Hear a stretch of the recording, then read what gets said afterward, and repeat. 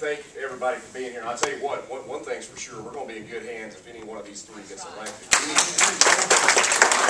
good news is, if we win Senate District 6, we will have a 2/3 majority in the Senate to join the 2/3 majority in the House. And that's a historic opportunity in the state. And one of these three people may be one of those.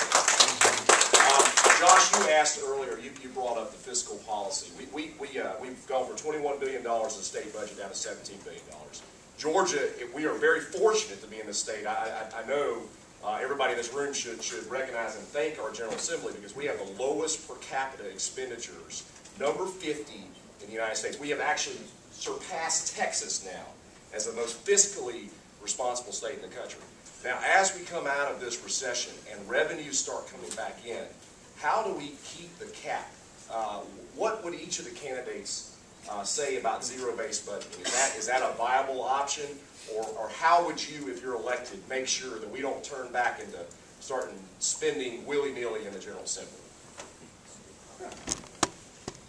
Thank you, Brad.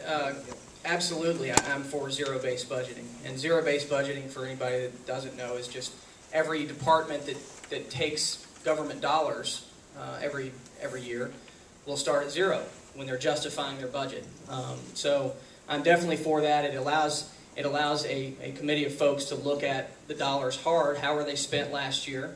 And then if you didn't use them all, or you didn't need all the money that we have allocated to you, then you'll get less next year. And as it is now, people have standard increases. One thing on your other part of the question, to cap spending, again, now we're in a great opportunity to eliminate the income tax, because you mentioned a $17 billion budget. We have it's a $19.3 billion budget. So the point is, revenues already are going up in the state. The economy is improving relatively, and of course we're allocating all $19.3 billion. So we're spending the money as it comes in.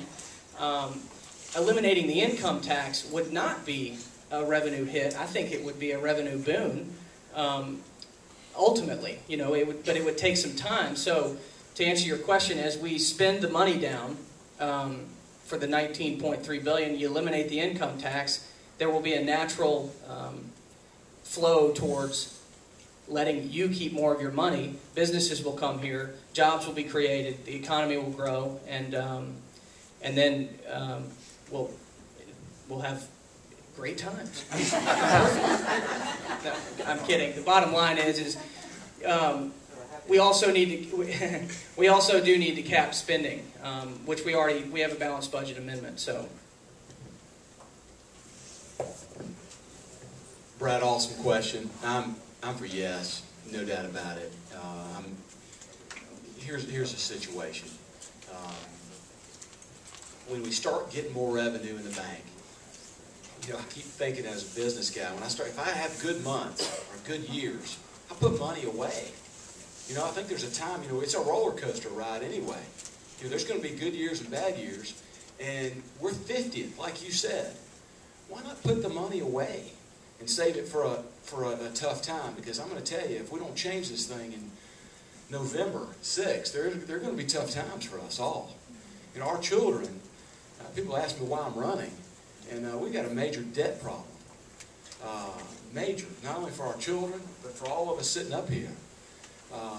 So we've got to have zero-based budgeting. That's an awesome question, and I appreciate you bringing it to us. Josh, I support zero-based budgeting. We've got it now. I think it works, and we should continue using it. Number two, as I said earlier, I've got experience with the state budget. It's one of the things I had to do for the governor is go line by line by line. And trust me, Governor Perdue would quibble about a $10,000 appropriation in a $17.5 billion budget. So that's been my training. And that's what I would want to do, is to take that experience. So as revenues start to increase, we know where there was value. And I think we've got to do two things with increased revenue. One, get our rainy day fund back up, as Drew talked about. That's one of the things that saved Georgia as opposed to other states. And the second thing we need to do is start looking at serious tax reform. Again, I am concerned about double-digit sales taxes when Florida has about a 6%, Tennessee has about 7%. I don't want to make us uncompetitive on that. But I think we need to really redo our tax structure as we've got it set up right now. And in terms of budgeting going forward, I like the ideas that we can increase the amount that we automatically have to save into the rainy day fund. That way it takes it out of the discretion of the General Assembly and makes sure that we're saving even more each year. We've got about 10 more minutes, a little less. I'd like to do 3 more questions. Here, was there Me? yes, you, and then you, and then you. And I'd like to, let's keep it to 1 minute each so we can try to fit these 3 questions.